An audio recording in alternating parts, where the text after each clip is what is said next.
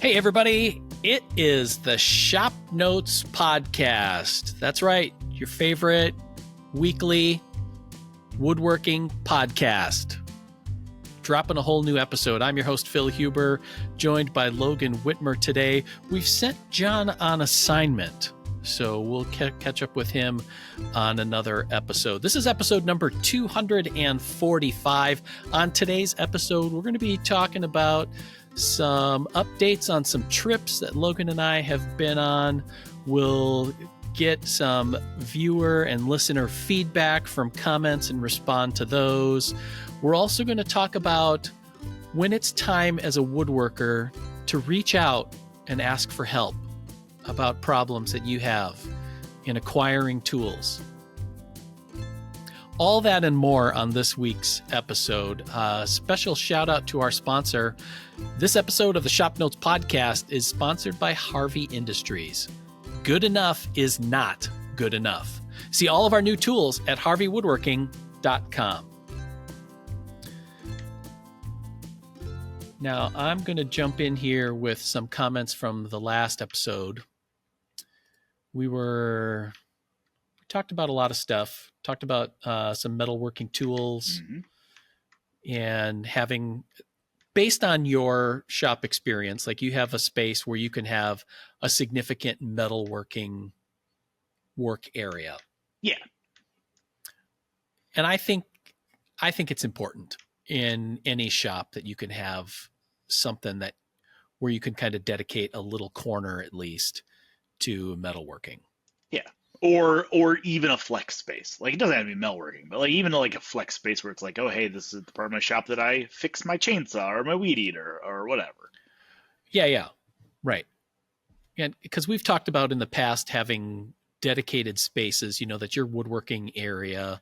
If it's something that's special to you, that it doesn't turn into also the bike storage area and also the snowblower goes here in the off months.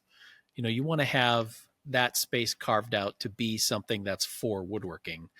But that said, having a flex area to do some of those, gunkier jobs as they can be. Yeah. Gabriel Webb says, I concur with the metal workers toolkit discussed on the podcast. I have the good fortune of separate spaces for my metal and wood shops. The wood shop is the nicer building, a detached one-car garage. The blacksmith shop is across the driveway in an open front shed. Depending on the resources available, a very basic setup for blacksmithing is a powerful addition to the wood shop. The proliferation of amateur knife makers has made entry-level blacksmithing equipment easily available. Yeah. I mean, that's definitely metalworking. I think that veers off a little bit, but yeah, if you have a place where you can work metal hot is also its own, because you've even talked about that. Oh yeah. Like, I got the crap here to do it. Just don't have to forge yet. Still looking for a forge. Right. If anybody's coming to WIA and has one. Gotta get my shameless plug in there. Right. Driftless Joinery says, late to the party again, metalworking toolkit I would add, a Palmgren drill press vise, the 2.5-inch guy, specifically one that isn't complete Swiss cheese. Drill bits, fractions, numbers, and alphabet. Good countersinks and a couple of different size spot drills or center drills come in clutch too. I have several manual and CNC mills I can use where I teach, but with a good vise and careful setup, I get about 90% of my stuff done at home on a not so great old Craftsman drill press with a long piece of aluminum extrusion I use as a fence. The biggest issue I run into is fixturing everything, but then having to raise or lower the table and losing position. There are some old gigantic drill presses with dovetail ways on the quill and table that solve this, but they don't show up for sale very often. We have an old AV drill press like this at school that I'm still searching for a similar one for home. Some folks like to use blue or red Dykem to scribe. Blue Sharpie works well, dries faster, and doesn't make my shop smell like a nail salon. Which is all, I think that's that's pretty solid. I mean, you even notice that on your radial arm drill press that, Yeah. you know, there's the frustration of getting it all set and then realizing like, oh crap, this short little bit isn't going to come down far enough. Yep. Had that a few times. Which is definitely where, okay, so riddle me this then. Yeah. Because I've seen, like, you have your vertical mill, Mhm. sometimes called a knee mill. Yep. And then you have a drill press, which are related, but Yes. not super related. But then you also have something called a mill drill, which I think is kind of a hybrid, right? I believe so. I have never done much of in the way of like mill drills. I think most of the time those don't actually have like a Jacob's chuck. They have a Morris taper that you'd put a tapered bit in. Yeah, like a vertical And mill. yes, and to be fair, I did have one of those at one point, and it got sent along its way because it was huge and ridiculous. Um, yeah, it's all about the side load. It's all about the Right. side load because Jacob's chucks, and even now that I've said that, Morse tapers are not meant for side load. So like maybe that's not maybe it's more of like a drawbar situation where you have a Morris taper with a drawbar and that's what's holding the cutter in. I don't know. Yeah. But yeah, like one could argue, and one would not be wrong, that everything I could do on my drill press, I could do on my vertical mill. You don't have That's the true. speeds per se, although I've never really put the belts in the gearbox into like the high speed situation on that thing to see how fast I could go. But like that would be a decent argument that's like you don't need both. And that would sure free up a space for a wood stove that we've been talking about. Mm-hmm. But I don't know that we're ready to rip that Band-Aid off yet. Yeah. Chris has a small grizzly mill, vertical mill. Yep. That is like drill press sized, but beefed out to be more of a mill. And it would be interesting to know, because I've seen small little mills where it's like, yeah, you know, if I'm building model airplanes or drones or something like that, that'll work. But I feel like if you're going to have a small mill in your wood shop to do some decent sort of metal milling, like you'd want it to be solid. So where, and I'm throwing this out there for anybody, where's the line, either manufacturers and models or sizes, where it's like, this is a toy making mill and this is like a mill that you can do stuff with? So I know that like that Grizzly one, I haven't used it, but it seems like it's a pretty good little unit for the price. Like it seems like it's a solid little dude. I think it has 1 horse. It's either 1 horse or a 3/4 horse. There is a company. Oh God, and the name's gonna slip my mind. That makes hobbyist size machines. It's on the tip of my tongue. That's frustrating. Anyways, but they make like hobbyist little lathes and mills, and they are super cool. They're not Precision Matthews. Thank you, brain. Precision Matthews makes these little mills that I don't think that anybody would claim they are super precision. Like it's not a, super precision, but it's definitely good enough to do anything you want to do at home. So, and they're kind of in that family of tools that you buy it and you know that there's a few small upgrades that you can do and add on to it immediately that just make it that much better. It's not like the old thing in the machinist world was like you go by the Harbor Freight little metal lathe, but here's the entire rebuild manual for fixing it and getting it to actually functional. It's not like that. It's more like, you buy the Precision Matthews little benchtop vertical mill, which might be, I don't know, 300 pounds. So it's still a hefty piece of equipment. Right. But it's not like you are, pulling it apart, re-scraping the ways and doing all that stuff. It's more like, buy it, throw away these hand wheels that come with it, buy the DRO and the power feed and call it good. So, but, I think it's one of those things that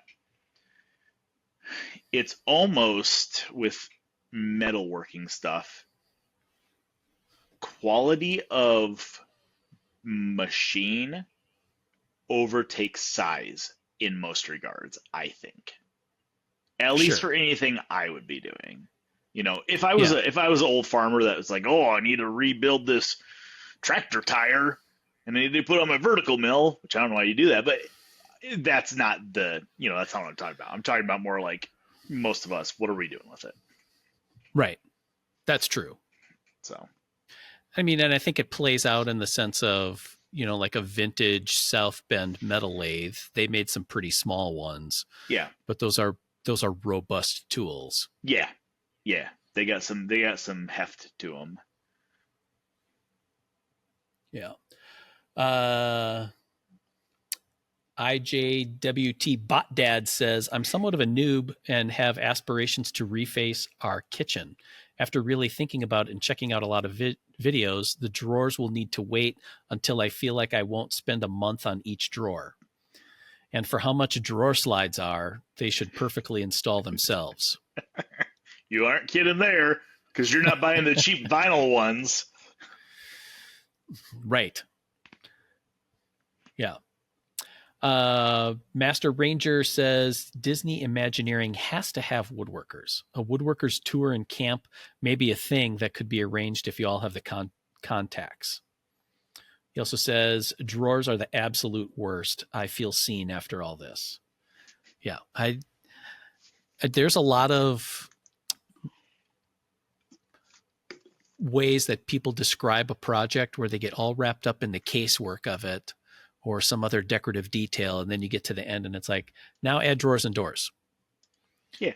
And depending on what you're doing, that's valid, but that's also like, you're missing a big part of it. The pragmatic luthier says, I'm a firm believer that if you want to be a better woodworker, one thing you can do is to become at least an entry-level machinist. Having at least a hobby milling machine, like we were talking about, and a small lathe in your wood shop expands your ability to make any number of jigs, fixtures, patterns. These machines, along with the peripheral measuring equipment and a small surface plate, allow you to do very precise work, and the skills used to operate them are transferable to your woodworking.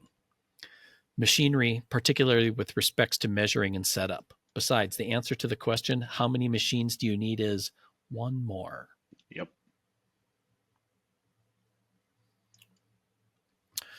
So yeah, one other tool that I had thought about in this is for metalworking is a little narrow belt sander. Yes. And actually I forgot that the one we built on the TV show, that you have that in your shop. Yeah. Which is, they're like that. Anything that can remove material quickly from metal is well worth the space, in my opinion. Because trying to hand file it, no way. Nope. Yeah. Yeah. So. Yeah, because I have a decent set of files and I'm okay with it, but it's really easy for that to turn into a super long process, or you can kind of dork up a piece in a way that you don't really want to. But yeah, having some kind of a way to remove metal quickly or to refine a cut metal surface is critical. Yes. Yeah. I think you can do double duty with a narrow belt sander, that you could use that on small wood pieces as well. Oh, for sure. Yeah. Yeah. Yeah. And finally, last but not least, Harold McDonald says, now that the harvest is over, I'm ready to return to my sauna sessions and my heckling duties. Yes. Prepare yourself. Thank God. I was wondering. Yeah. Welcome back, Harold. Now I feel like all of our long session podcasts have been in vain because we always say perfectly timed for a sauna session. Harold's been in the field. He hasn't even been in the sauna. Yeah. So, well, maybe he's been saving these up now. So good. He's got a backlog. Right. He's ready to go. Yep. As always, we want to hear your questions, comments, and smart remarks. You can email them to us, woodsmith@woodsmith.com. Just put the podcast in the title of your message, and then it'll get to me. Or you can leave it as a comment on our YouTube channel for the ShopNotes Podcast. Check it out, youtube.com/ShopNotes Podcast. We welcome any and all feedback, and we'll read it on the air. You're warned. Yeah. Speaking of YouTube, just this past week launched the second installment of my shop tour. Several people listening to the podcast have brought that up. That one dropped just a few days ago from the time that we were recording this episode. So I'll put a link to it in the show notes page. You can check that out. We're looking at what I would call like the middle section of my workshop where all of my machines are. So thanks to everybody who's listened and watched that already and the comments that you have on there. Really appreciate that. So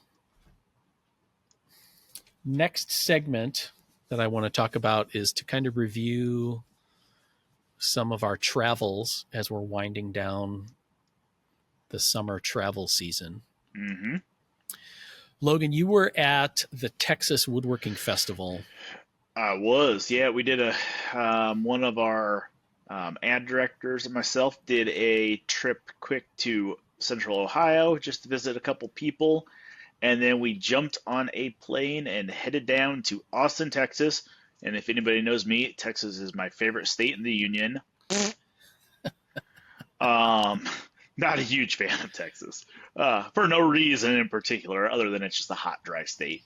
In the places I've been, I know it can be sticky and humid in others. But yeah, the Texas Woodworking Festival was very cool. I've never been. That is put on by a gentleman who is a contributing writer of Pop Wood, Austin, and it happens to also be in Austin. So it was very cool to see. Definitely much more our speed than something like IWF or AWFS. Has a lot more of our audience there. I talked to a lot of people. A lot of people stopped by our booth that we have because we did have an active interest media booth. Myself and Amanda from Fine Woodworking, and I believe Will is the new editor of one of the editors of Fine Woodworking. He was there as well, so I got to meet him. That was pretty cool. And we got to see a lot of people. It was definitely, as I said, much more aligned with our audience. So a lot of the stuff that's there are companies that most of us are familiar with. You know, it's not the big CNC automated type of stuff. This is more of like, you know, Shaper's there. Felder was there. Mullet Tools. I mean, there was a bunch of them. Bunch of people that you would walk into Rockler or Woodcraft and you'd find their products. So Lee Nielsen had a booth. Bad Axe Toolworks had a booth. Yeah, lots of them around. So it was pretty cool. Some I haven't heard of before. There was some epoxy companies. There was one based in Texas that was there. Our guys from Walrus Oil, who are sponsoring Woodworking in America, were there. So yeah, it was a good trip. It was a fast trip, which is how any trip to Texas should be. I'm rage poking all the Texans right now. Right. I think Alex and I landed in Texas at like 6 p.m. local time, and we were back on the plane at 3 p.m. the next day. Whoa. So it was it was a fast turn and burn, which was, honestly, just for like popping in, saying hi to the vendors we wanted to say hi to, was perfect. It would have been cool to like hang out and talk to people, because I talked to a lot of people that unfortunately listen to this podcast and that have seen our TV show and stuff like that. And I would have loved to hang out for the weekend. And tongue in cheek, downtown Austin's actually pretty cool, so it would have been kind of fun to hang out there. I saw some of the Waymo driverless taxis. Oh yeah, which is very odd, and it's also very odd when somebody's sitting in there trying to get out of at the hotel, but the taxi doesn't think it's there yet. It has to move another 4 inches ahead, and it won't open the doors until it's landed in the spot. So. Oh. Yeah. Boy, yeah, I never really thought about it that way. Yeah, there's like 3 ladies in this Waymo trying to get out of the Waymo at the hotel, but it didn't think it was there yet. It was waiting for a car in front of it to move, and it literally, like, they rolled down the windows like, we can't, like, the doors won't unlock, we can't get out. And then the car pulled away, the Waymo moved 3 inches, and then put it in park and unlocked the doors. I'm like, that's annoying. That's annoying. All right. Yeah. Yeah, it is a little disconcerting to see those for the first time, especially when there's nobody in it, like no riders either. Yeah. Because when we were there in June, I saw that. And then to see, a few of them kind of moving together. Yeah. Like they're in packs. Yeah. I talked to the Uber driver on the way to the airport. I was like, what do you think about these Waymos? And he's like, oh man. He's like, they do stupid stuff. I was like, what do you mean? He's like, look at this. And there was one that was like trying to turn in front of traffic, but it was like half turned, and it was waiting for everything to pass, but nothing could pass because it was half in their lane. So, just not there yet. But no, it was cool. If you are in Texas, or if you are in a surrounding state to Texas, I think that is a worthwhile show to go to and walk around. Okay. Yep. Nice. Yeah. All right. Well, you were in Texas. I was in England with our first ever woodworking tour, along with Mike Pekovich from Fine Woodworking. And it was not nearly as hot in England as it was in Texas. No. It was, we had transitioned to sweater weather already over there. So that was delightful, frankly. Yeah. Spent a couple of days in London seeing a few sites, and then a few days in the Cotswold region seeing a few other woodworking sites. And it was a blast hanging out with 24 other people on the tour, riding around in a tour bus. I think that was one of the sneaky benefits of being part of a tour, is I kind of hate driving to a new place because I want to see everything. But then I also need to kind of keep my eyes on the road too and not die. Yeah. Overrated. Yeah. If you had a Waymo. Right. Yeah. That could have worked as well. Yep. But that was a lot of fun. I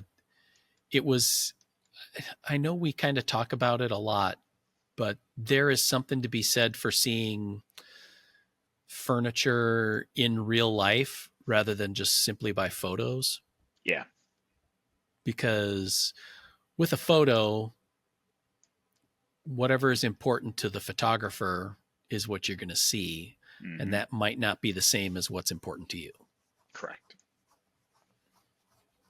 Yeah. Part of the Cotswolds is the Cotswold School of Architecture and Furniture Building, like the Gimsons and Barnsleys and whatever. Mm-hmm. And they have a very distinct furniture style.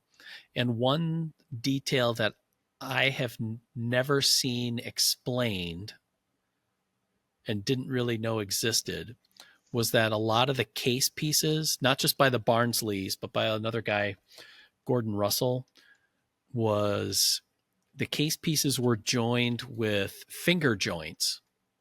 Okay. And then like every fourth joint but that could be variable, was a dovetail.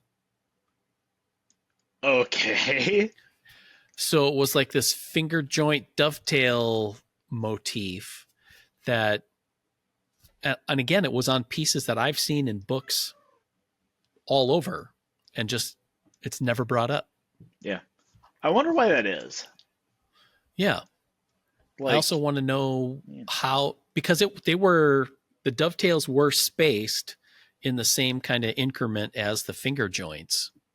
And sometimes the dovetails were the same size as the finger joint. And then sometimes it was kind of like a houndstooth where the dovetail was much bigger than the finger joint was. interesting. Yeah.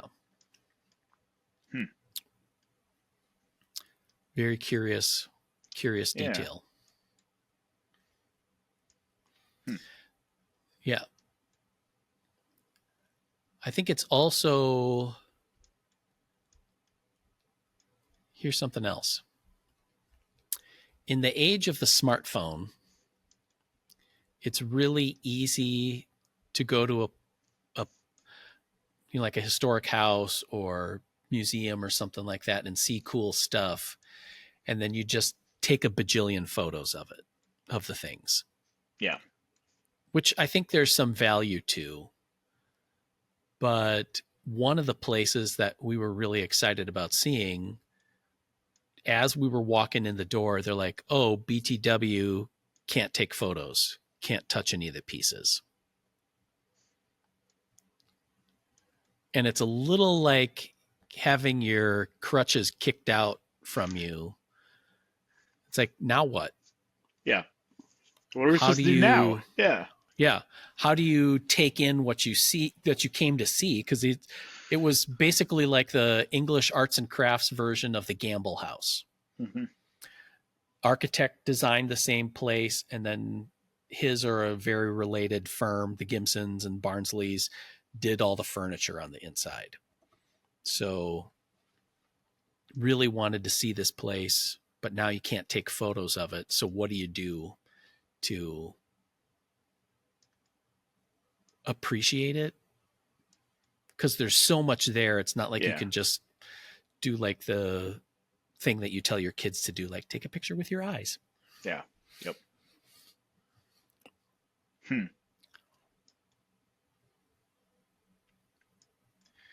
Yeah. Well, yeah. I don't know. I see. That's not one of those things that I would have thought about. Like, I mean, I've been to several museums and stuff like that, and most of the time, yeah, you can take pictures. Sometimes it's no flash photography, Right. which is pretty common, and that's Right. that's fine. That is what it is. But I would have fully expected that you would have been able to take photos. Yeah. Who would have thunk? Yep. So I had a notebook with me, and I sketched out a few details that I wanted to see and think about, stuff that stood out to me. You can't use a sketchbook in the same way that you can use your smartphone to just blast away at everything. Mm-hmm. But then maybe it makes you focus on some of the details a little bit more, or looking at them in a little more of a holistic way. It definitely helped being there with another group of woodworkers where you could talk through a piece, where it was like an examination. You just walk up to this piece and it's like, what are you seeing? And, if you or I were to do that, you would see stuff that I wouldn't see first go around, and vice versa. Sure. And that could lead to some really cool conversations about, what's going on in a piece of furniture. Mm-hmm. Yeah. It's also interesting to me what the British do with the chamfer. They love their chamfers. I do too. Not just in the Cotswolds furniture, but we were at several places, through the Victoria and Albert Museum in London, all across time of British furniture is this very deliberate and artistic use of chamfers that I think is kind of amazing when you consider how bland a chamfer can be sometimes. But it's just really cool. Different angles, the way one chamfer blends one surface into another. How do you terminate chamfers? All of that. Lots of fun stuff. Yeah. Then I thought of you while I was there, Logan. Mm-hmm. We had a guy who did a demo on boxwood wind instruments. He's a professional oboe player, specifically Baroque style oboes. And then he nerded out so much that he makes his own out of boxwood, English boxwood. And these were a delight to see and to he passed around a couple of them, and it just, you know, this, when you turn boxwood well, it takes on this like satiny surface that feels almost unreal. Yeah.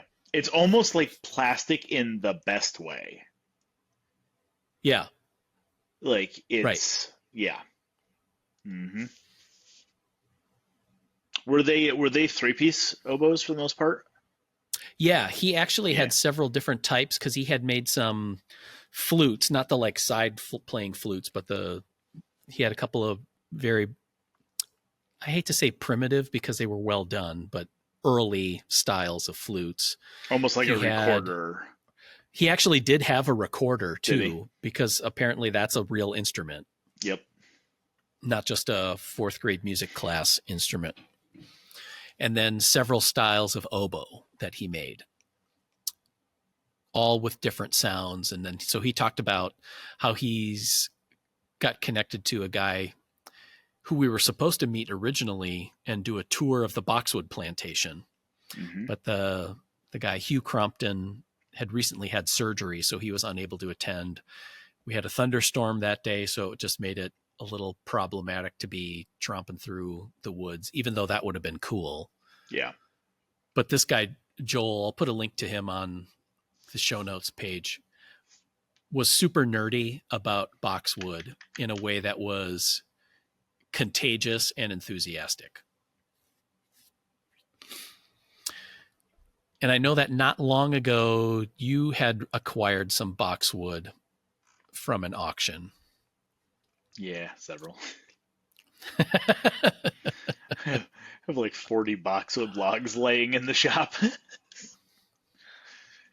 I don't think I'm supposed to import it, but I did. All right. But it's a really cool material. Oh God, it's so great. Yeah. Yeah. Did you do one of your miter planes in boxwood? No. Oh, okay. No, I have both my Bill Carter planes are boxwood. Okay. No, I did the miter planes in pear and apple. Oh, that's right. Yeah, no, the boxwood is it's unbelievable. Like it turns so nice. This is one of my favorite things I've ever turned. It's this little threaded, just a little threaded box. That's all it is. Ooh, that's cool. A little threaded boxwood box, with a grain match on the seam. It turns so nice. It's so dense. It takes forever to grow. Now, to be very clear, I have never had good boxwood. The boxwood that I have gotten a hold of are in log forms, and when logs dry, they crack. So it's very hard to get a big piece out of, what might be a 4.5-inch diameter log at most. You might get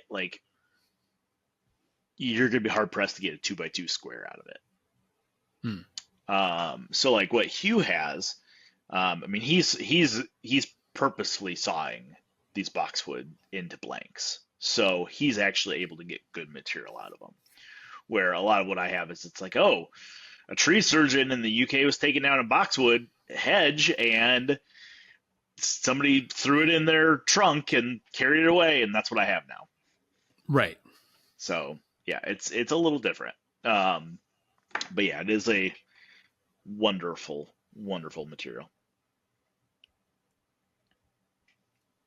So yeah, it was really cool to see that. And then we had a turning demo by a guy named Paul Hannaby, and he had a little threaded boxwood container as well. And I've done some stuff with making threads in wood in maple and got it where it's like, yeah, this feels really good. But threads in boxwood they're like really nice brass threads. Yeah, It just and has a that lovely camera won't focus on those. Like, yeah, I mean, it's so dense. It's so dense. yeah. But So that part was really cool. And then speaking of turning, because I've watched you do several turning demos, yep. which you know what this is like just from any kind of teaching. Mm-hmm. Is he did a 2-hour demo on making a goblet that had like a twist in the stem. Yep. And it's one thing to be able to turn a goblet in 2 hours and add a twist in the stem. It's another thing to do that before a live studio audience. And it's a whole separate thing if you're also going to take questions. Yep. Because that's not 2 hours. That's Mm-hmm. something that this dude has practiced and done multiple times to be able to have that confidence and competence to be able to do it well and be engaging about it. Yeah. Which was cool. Yep. Although I think his pro level move was renting out a pub in the town that we were in. So he was like in the social hall part of the pub where he did his turning demo, so that when we came in, a bunch of Americans and a coach, when the people on the tour realized that we were in a pub, they're like, I'll go into the bar and grab like a pint and come back and sit down and enjoy a beverage of their choice while watching a turning demo. I mean, that's pro level. Yeah. And that was really cool. And I realized he was doing a goblet, but there's end grain hollowing on there. And I sent a picture to you because he had this wee little Vicmark lathe that just worked a treat on that. There was one of those. So Vicmark makes a VM 100, they make a 240, and then they make a 300. And the 100 is the little bitty guy. And there was one recently, like within the last year, for sale, and I feel like it was like a 2-hour drive to get it. And it was like the guy had stripped it, repainted it. It didn't have a motor. Oh. But the guy wasn't asking hardly anything for it, and I kind of am kicking myself for not getting it because they're just a nicely made little lathe. Right. So. Yeah, and he had it on a folding base, and it just was a smooth running, quiet machine. Just did a really great job. Yep. So yeah, one woodworking tour in the bag. I think it was a huge success. Cool. And I mean, I know you, me, and Mike are on the committee for what's going to happen next year. So I would say chances are high that there's going to be for sure one next year. Yep. And then we're just got to sort out destinations and whatever to go with it. Yep. While we're paused here, this episode of the Shop Notes Podcast is brought to you by Harvey Woodworking. Good enough is not good enough to Harvey. You want to check out all of their new tools, all their woodworking tools at harveywoodworking.com. You'll see a lot of those in Logan's shop. He's been deep into exploring what they have. He's recently done a review of their shaper and then also a sliding table. So you want to check that out over on the Popular Woodworking website. Yeah, so like talking next year about potential trips, we are strongly considering one of them being to Japan. So I'll be interested to hear from people on what their opinions are on that. Because when Phil and Mike and I were talking about this trip and what potential next trips are, I'm conflicted because Japan to us in the States is a pretty exotic country. You don't speak the language, probably. Um, and it's one of those things that I can see it going either way on whether people would be really interested in going as a group, or if somebody's more interested in going to, let's say, England, where everybody speaks English, like you can just go in the free time, you can go screw around on your own, or if there's more interest to going somewhere like Japan, where it's like, you are with a group. So it's not just you not speaking the language, it's 30 other people. So you guys, there will be a guide, there will be all that stuff, and a translator and stuff. But I'm interested to hear what people's feedback is on it. To me, it seems like it's one of those places that has a really rich woodworking history and a very long woodworking history. So I think there's a lot to see. And I've started working on an itinerary for there, and there's a lot of stuff to do. So yeah, Okay. be interested. Yeah, I think so. And for the fact of, for most folk, there's a lot of cross-cultural pollination, but culturally, Japan is very different from the way we live here. Yes. And I think that has a lot of value in terms of being able to see that too. Well, and I feel like that those cultural differences, the way they approach everyday life, having visited there, I think translates and is reflected on and in their woodworking and in their style of woodworking and how they work. And I think there's some value that a lot of people could take from that. So it's pretty interesting to me. Yeah. So yeah, I'd agree. I wonder what the Japan equivalent of boxwood is. Ooh. I mean, there has to be something, right? Yeah. Something similar. I don't know. Right. These are all questions. Yeah. Questions that can be answered on tours. Yes. All right. Final segment of today's show has to do with a series of photos that Logan sent out on one of our group chats here at work. We use Microsoft Teams, for better or for worse, for a messaging program.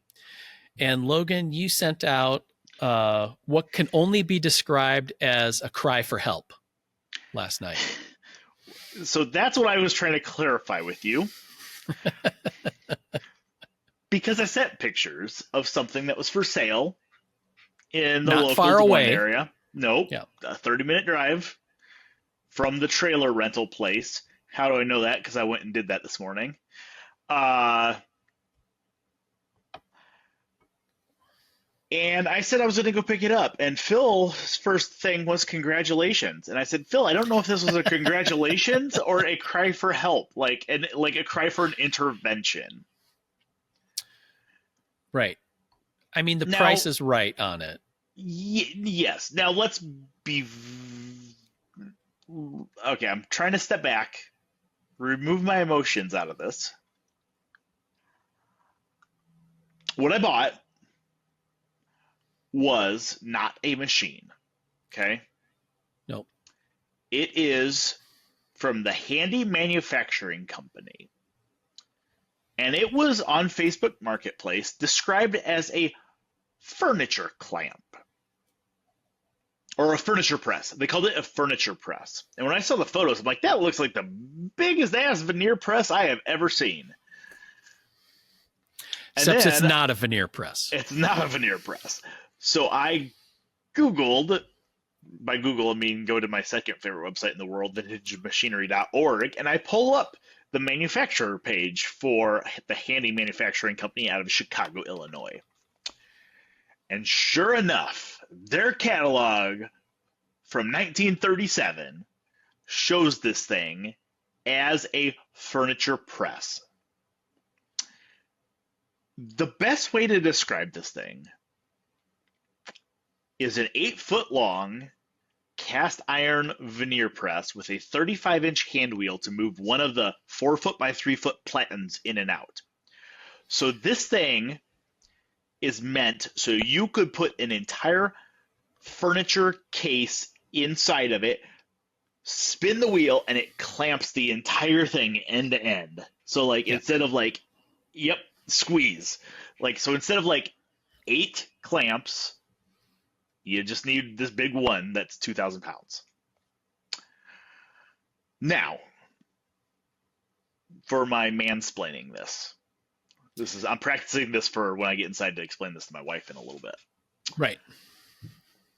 You do not see these things often in Iowa. Iowa does not have a history of furniture manufacturers or woodworking studios.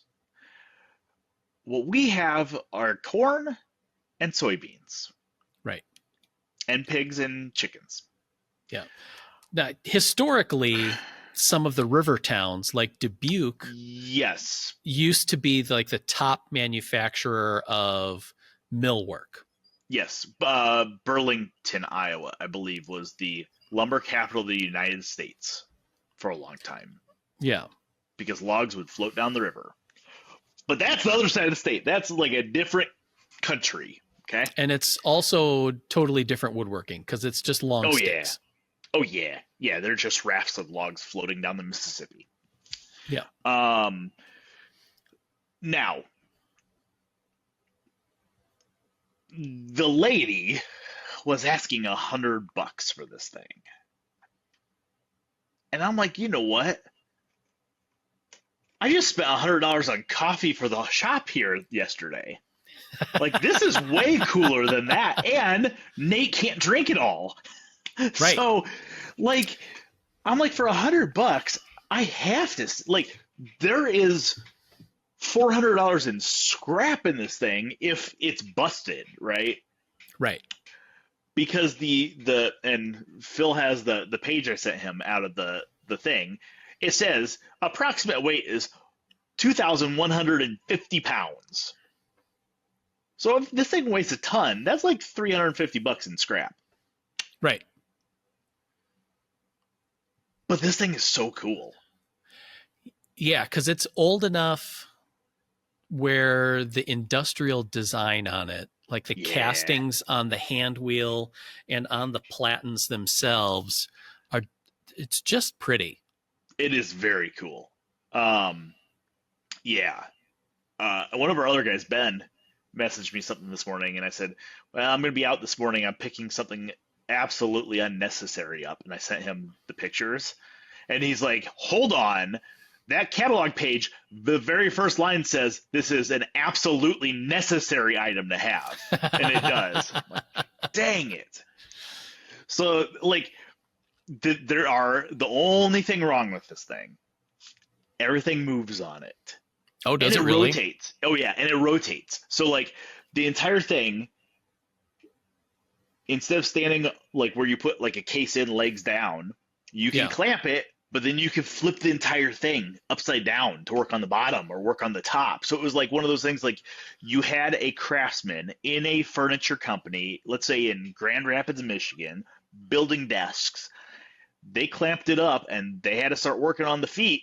They would just squeeze the wheel, pull the lever, and swing the whole thing up and lock it in place. And then they all of a sudden have the feet facing them, which to me is like the coolest thing in the world. The hub that rides on the shaft that locking lever goes into is broken half. Half of it's missing, which is fine. I have a vertical mill and I have a metal lathe. I can make a new one. So there's that, and it is missing 2 of the 4 cast iron wheels on it. I can replace those easily, though. So it's still a lot of rust and painting, but it's a pretty, like, I found a guy today, he messaged me a price, $250 to sandblast the whole thing. Oh. Yeah, that's not bad. Like, come on. What am I going to do with this when it's done? I don't know. I had no Right. idea. But it's cool. Yeah. And it's one of those things like the guy and the lady I got this from, they were up by Huxley, so Ames, about 40 minutes north of Des Moines. And he had a sawmill, he had a Woodmiser LT40 sitting there, bunch of buildings, bunch of big machinery. He's like, I don't know what this thing is. My brother got it from Missouri. We've been calling it a furniture press. I'm like, that's 100% what it is. They had a bunch of other rusty stuff that I walked by like this, like as I was Yeah. walking towards this thing because I didn't want to be tempted. And they just had it sitting outside as like decoration because it's very cool looking. So they just had it sitting outside as decoration. I couldn't let it just sit there. So Yeah. I was afraid that my skid loader would not pick it up though, Oh, really? because we put it into the poor little U-Haul trailer. U-Haul, if you're listening, I did not put this in your U-Haul trailer. And she went low. The U-Haul trailer said it had a 1,600 pound capacity. I have to assume that they buffer that because they know people are going to Overload it. Yeah. So I just was taking into account the overloading Right. weight. Mm-hmm. Mm-hmm. But yeah, it's super cool. Like if I can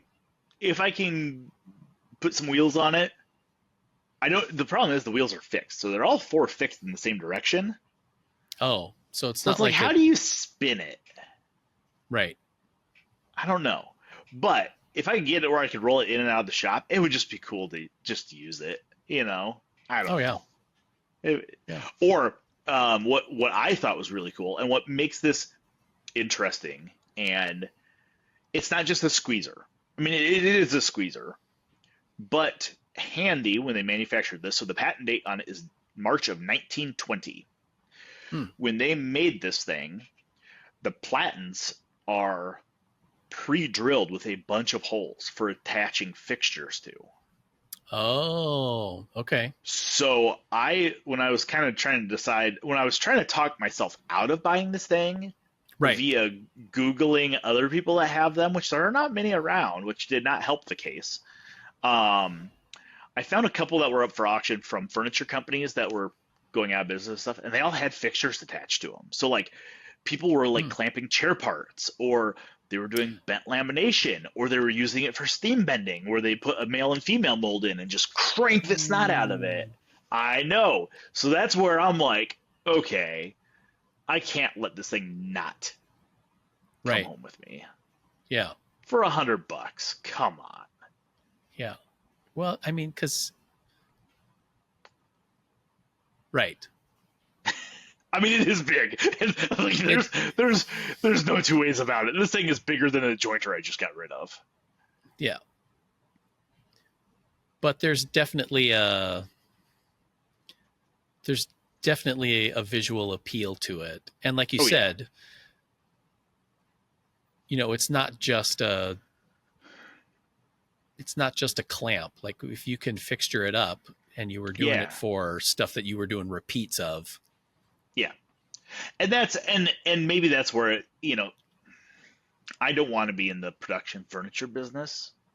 No. That's where this thing really would be awesome. So like I see, like, trying to be a realist, I see myself maybe getting this thing fixed up, painted, use it a couple times, and then sell it to somebody that would actually do production furniture, where they're like, you know, I'm making 30 chairs at a time or something like that.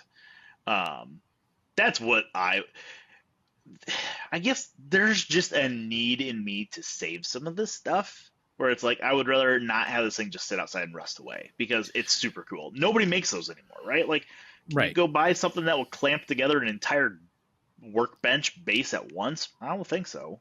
No, because a lot of times when you see those, they're like panel clamps or you know, like a sash clamp or something like that, but not like not a carcass clamp. So Yeah. and that's why I didn't really ding you too much on it, because I'm very much of that same kind of person where it's like, I would like to think that when I'm old, somebody can still find use for me.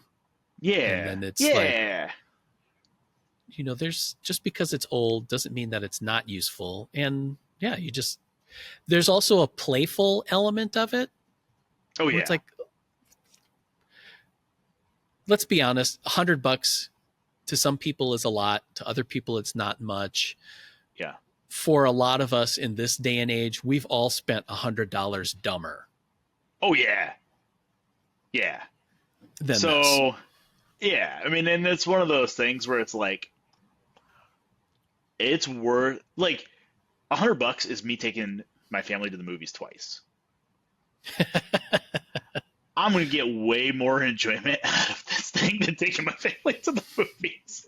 Yeah. So no, it's just one of those things. It's like, okay, I have a feeling that we paint a picture of me being a hoarder. That's, I don't think, the case, but I also like, I don't know. It's just, I No, I like my think, rustables. I like that term that John Yeah. used earlier. yeah.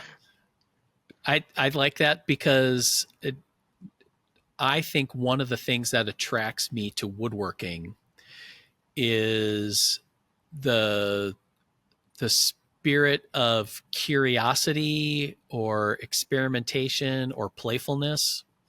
Like I build a lot of, I don't know, shop made tools or jigs or whatever, where those lines kind of blur, simply for the fact where it's like, this seems kind of cool.